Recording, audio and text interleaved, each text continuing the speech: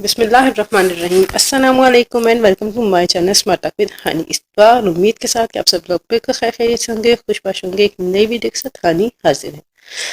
اپنی ویڈیو کا آغاز کرنے سے پہلے اگر آپ نے میرے چینل کو اب تک سبسکرائب نہیں کیے تو میرے چینل کو سبسکرائب ضرور کر لیجیے۔ میری بہت اچھی امیزنگ فیکٹس اور ہسٹری کی ویڈیو، بہت اچھی مزید ویڈیوز کے لیے بیل آئیکن کو ضرور پریس کر لیجیے گا۔ میری آج کی ویڈیو کا ٹاپک روسی صدر۔ روسی صدر ولادیمیر پوٹن کا شمار جہاں دنیا کے طاقتور ترین رہنما میں ہوتا ہے، وہیں انہیں پراسرار شخصیت بھی کہا جاتا ہے۔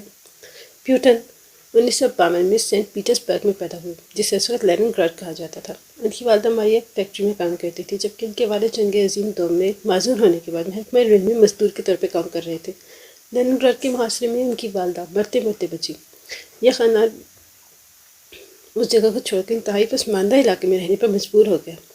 نئی جگہ پر پیوٹن کا سارا کنبہ ایک ہی کمرے میں مقیم تھا۔ ان کا بچپن تنگ و تاریک گلیوں میں چوہوں کا تعاقب کرنے میں گزرا۔ جس عمارت میں وہ رہتے تھے وہاں پہ صاف پانی کی سہولت موجود نہیں تھی، نہ ہی کوئی دوسری سہولیات موجود تھی۔ پیوٹن اپنے دادا سے بہت متاثر تھے، جو سوویت روس کے عظیم ترین قائدین لینن اور اسٹالن کے پاس ماہر باورچی کے طور پہ کام کر رہے تھے۔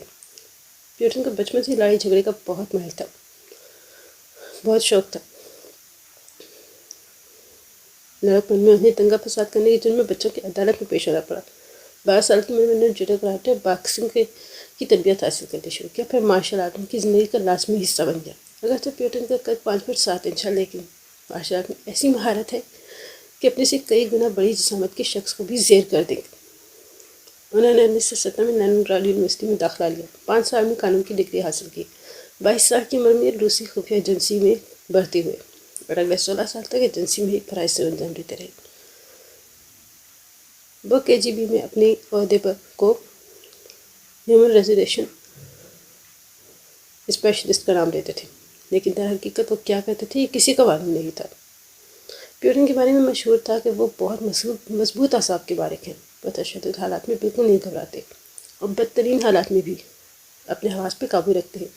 وہ لوگوں کو کنٹرول کرنے کا فن کی مہارت رکھتے ہیں۔ انہی خصوصیات کی بنا پر روسی خفیہ ایجنسی میں ان کی تیزی سے ترقی ہوتی رہی۔ انہیں جاسوسی کے لیے جرمنی بھی بھیجا گیا، جہاں 5 سال جاسوسی کے بعد وہ 1989 میں واپس آئے اور پھر ایک دفعہ پھر علمی شعبے سے وابستہ ہوئے۔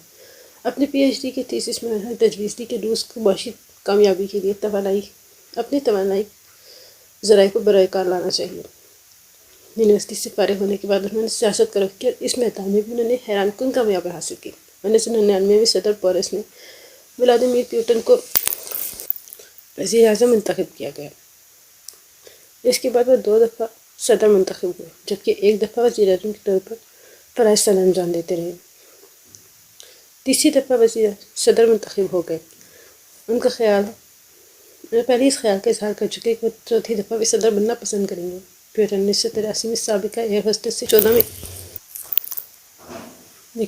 میں ان کے درمیان علیحدگی ہو گئی۔ ان کی 2 بیٹیاں ماریا اور کیٹرینا، جنہیں دنیا کی نظر تقریباً خفیہ رکھا گیا اور میڈیا پہ ان کی کبھی کبھار ذکر ہوتا ہے۔ مصنف مان کاٹوسا کہتے ہیں ولادیمیر پیوٹن کبھی جذباتی فیصلہ نہیں کرتے، ہمیشہ فوجی انداز میں سوچتے ہیں۔ وہ ٹھنڈے دماغ کے ساتھ غیر جذباتی فیصلے کرتے ہیں۔ انہیں جاننے والے کہتے ہیں کہ ان سے دور رہنا اور انہیں کبھی نہ چھوڑنا ہی بہترین حکمت عملی ہے۔ مشہور کتاب دی کولڈ وار میں کے مصنف مان کاٹوسا کہتے ہیں اگرچہ ولادیمیر پیوٹن کسی بلا کا نام نہیں، لیکن وہ ایک انتہائی خطرناک شخص ہے، شاید کسی بلا سے کم بھی نہیں ہے۔ ان کا کہنا ہے کہ پیوٹن عام سیاستدانوں کی طرح ہرگز نہیں، وہ انتہائی مختلف شخصیت ہیں۔ روس کا ماضی کی سوویت یونین جیسی سپر پاور بنانے کے پرعزم رہتے ہیں۔